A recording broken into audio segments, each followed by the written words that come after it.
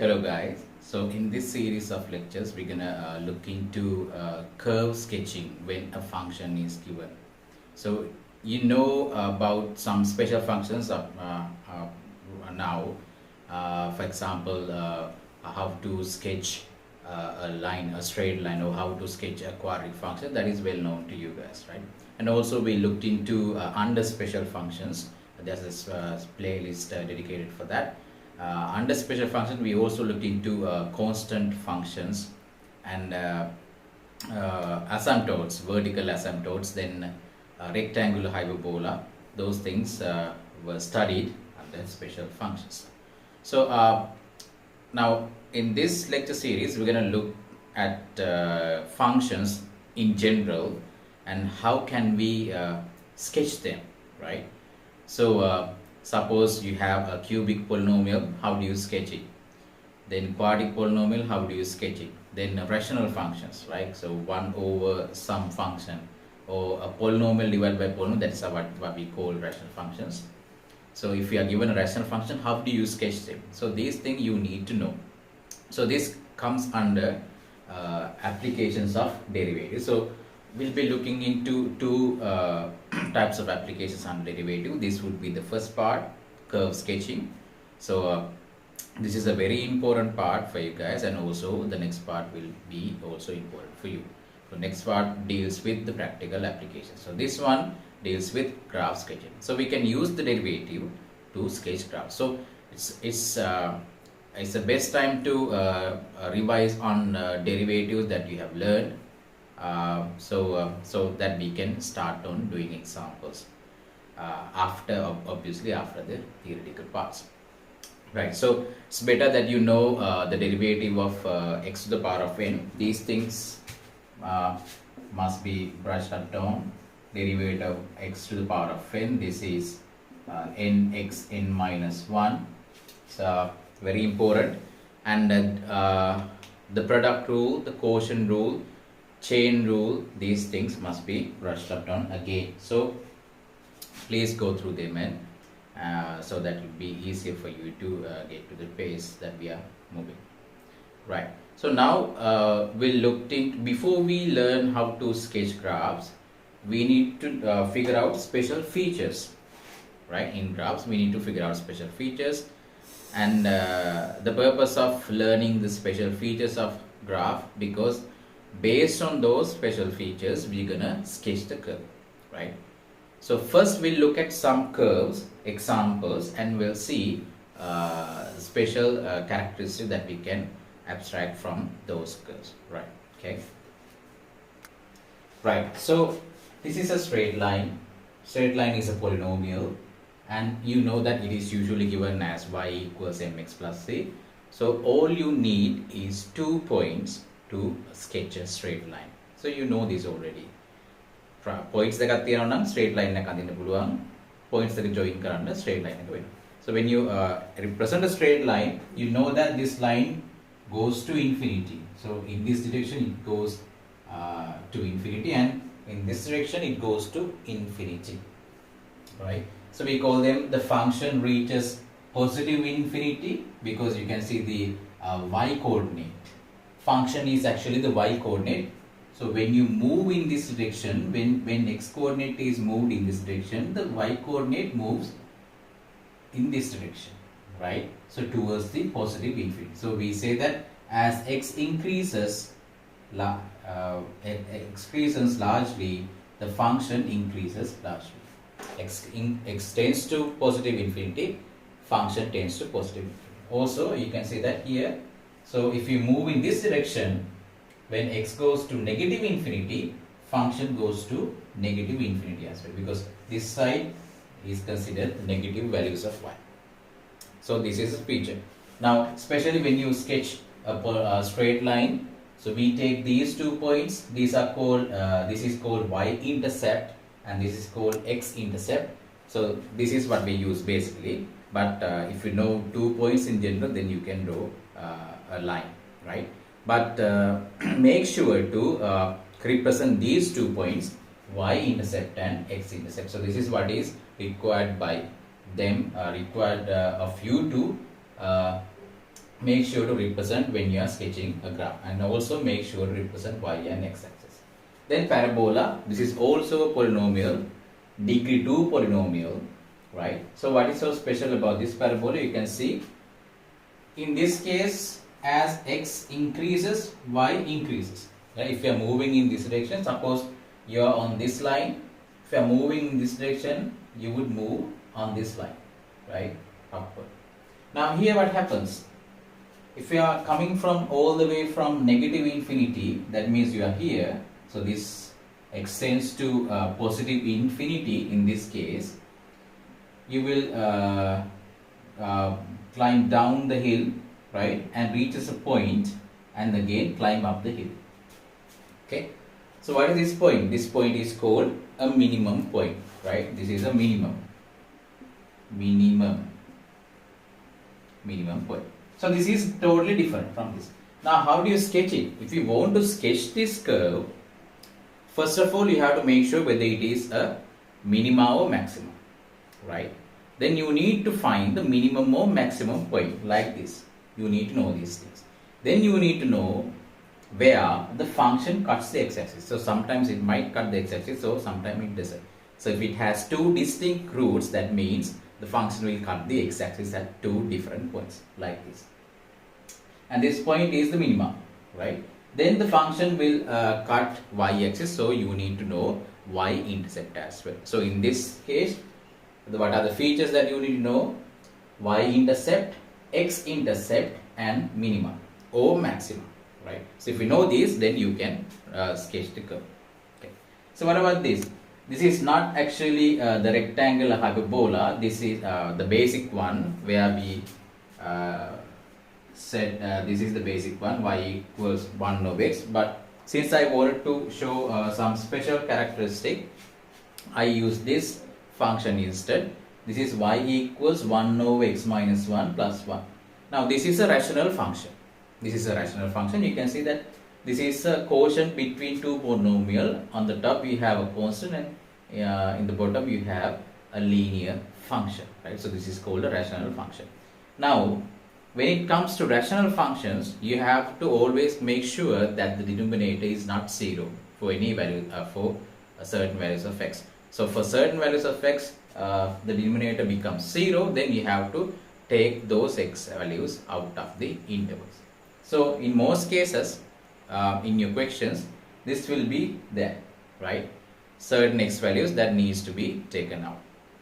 Prohibited x values, right? So you can see that at this point, at x equal 1, function is not defined. So that's why we draw a line like this. You can see this is a vertical line. So this vertical line is called a vertical asymptote. Vertical asymptote. So vertical asymptotes. Right. So you can see the function will not cross over. There is a discontinuity at this point. Unlike with polynomials, keep this in mind, when it comes to polynomial, no distinct discontinuities, the function is smooth, right? So when it comes to rational functions, there's a chance that it will be discontinuous. So you can see as you move in this direction, the function will decrease, and it will go up to negative infinity, right?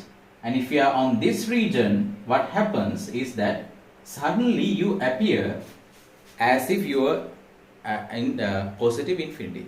This is very important. So you are going in this direction and appears in other direction, right? Definitely this is abnormal, right?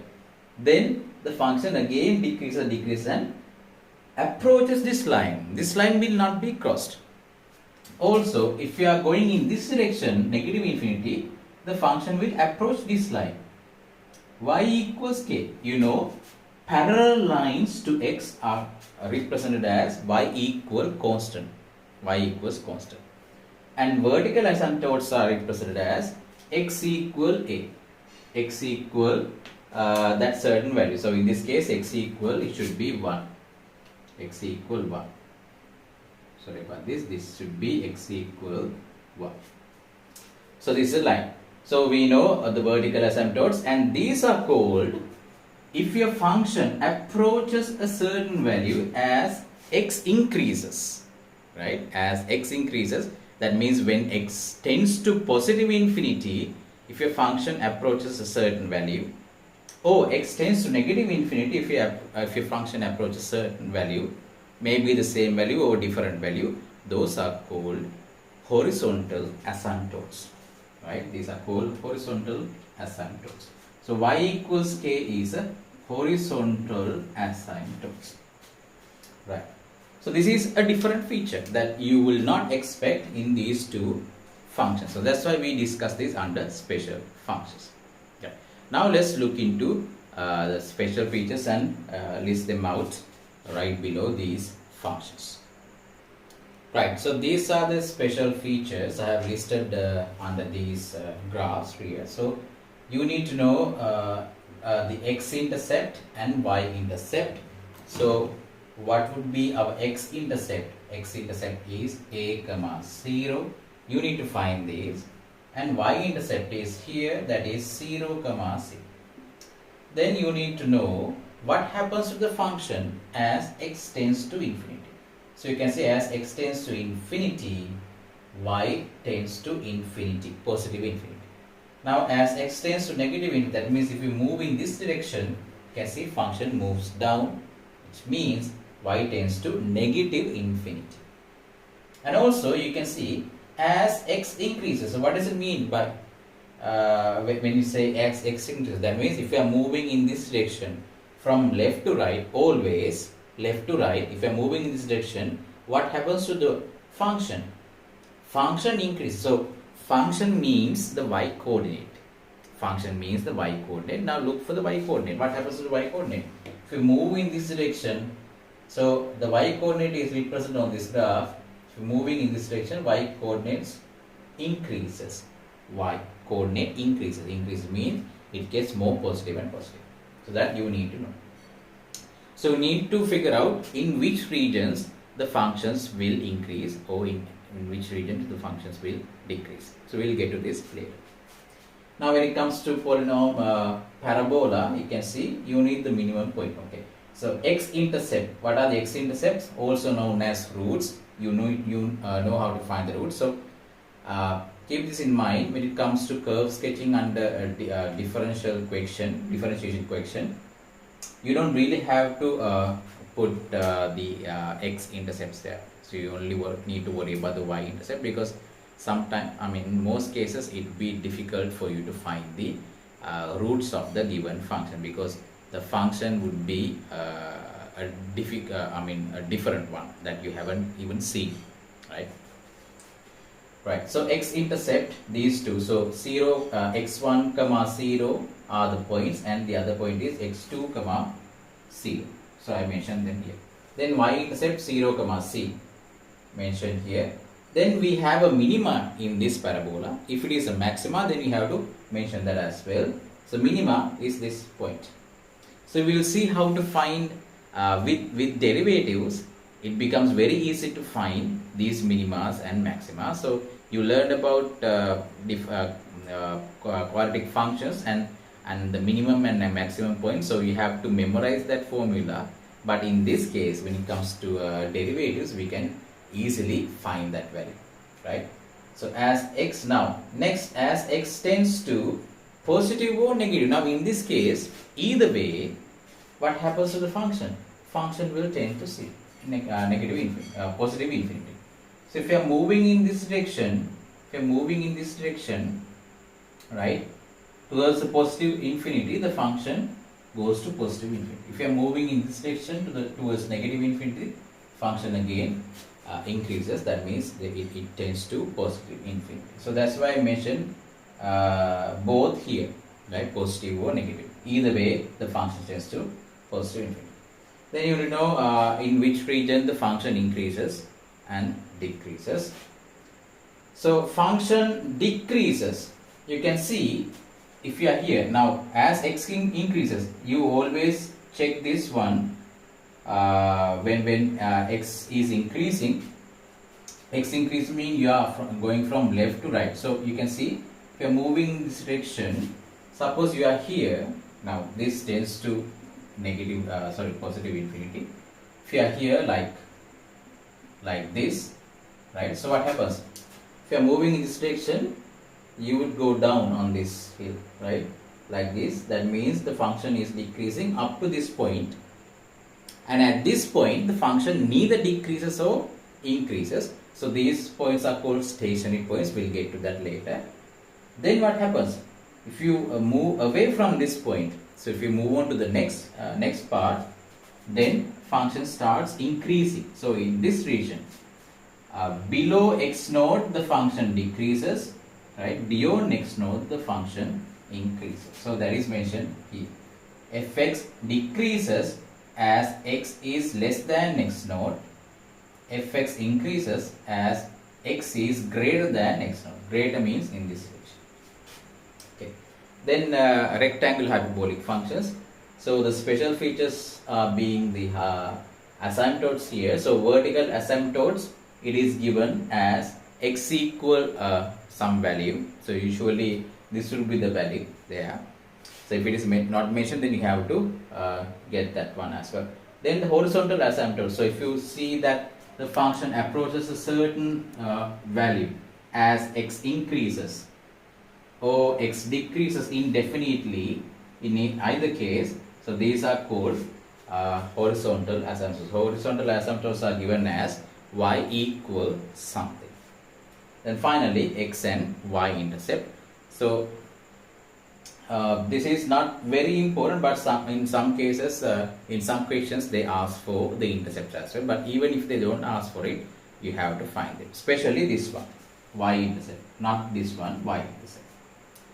Right. So next we'll look at a general curve. This is going to be a totally hypothetical case, general curve, and let's include all these features into just one picture so that we can memorize this. So okay, right, so this is a hypothetical curve. I couldn't come up with the function to represent this one. This is just a sketch that illustrates on some of the special features that you have to look for and how they would appear graphically. So this is what it is. Let's look into this one. So as you can see, in general, for a function y equals f of x, so you have these vertical asymptotes. We have 3 vertical asymptotes. You can see the function do not cross over to the other side continuously, and right, so that's how you distinguish between a vertical asymptote and horizontal asymptotes. Horizontal vertical, they can be distinguished because they are perpendicular to each other, and horizontal vertical asymptotes are vertical. Now usually when the function is defined, so they will remove these points, the vertical asymptotes. So they would say x is not equal to a, x is not equal to b, x is not equal to c. So based on this value, just by looking at it, you can find the vertical asymptotes. You don't really have to find them, they're there, right? So x equal a, x equal b, and x equal c are vertical asymptotes. You can see. Next, what do we have? So this function goes up there, right? Tends to positive infinity. Then what happens? It appears from below. And comes and increases up to a certain point, then decreases. So it moves like this. So these points, you can see that function increases, then decreases, which means it turns, right? It turns. They are called turning points. You can see these turning points. There are a few turning points, 3 turning points. Out of 3, the 2 turning points are very distinguishable. The third one, it's a bit mysterious, right? So here, this point, you can see this is called a maxima. Why? The function increases and come to a maximum point, then it decreases. Here, function decreases, comes to this point, again it increases, right? So this would be the minimum point within this region. A, B. This is also a turning point.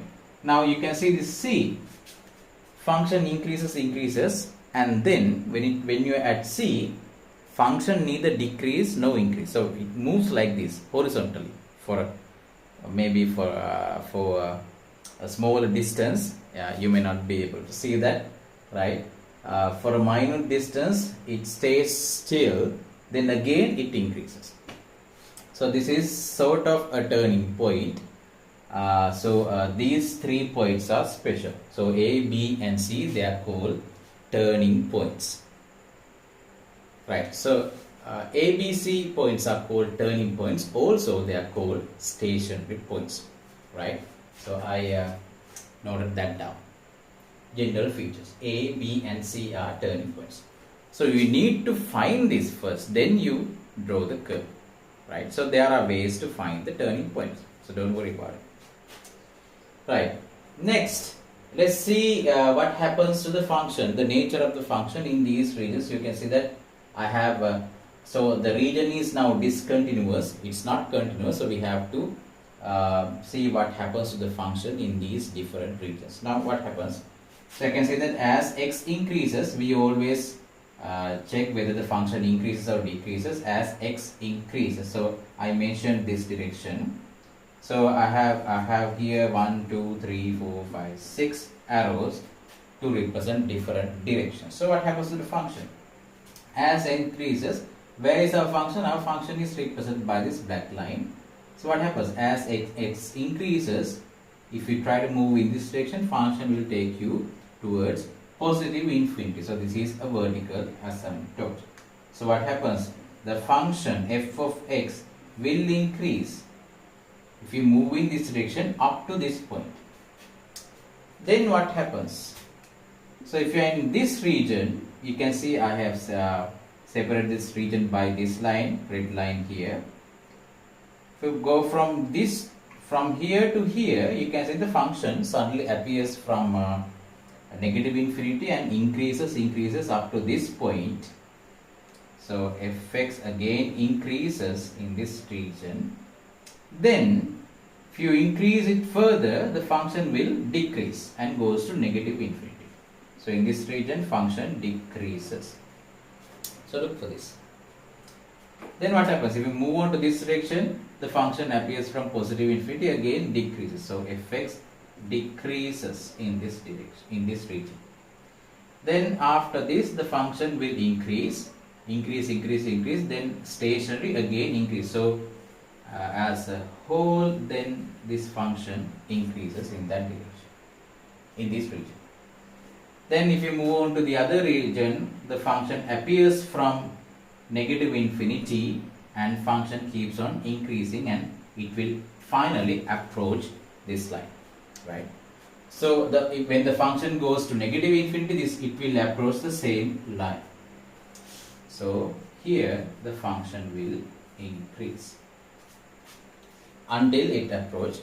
So the function will definitely, not definitely, it will approach infinity, approach this line here, this coordinate when x is infinity. So that is the idea. So then vertical asymptotes. Vertical asymptotes are, what are vertical asymptotes?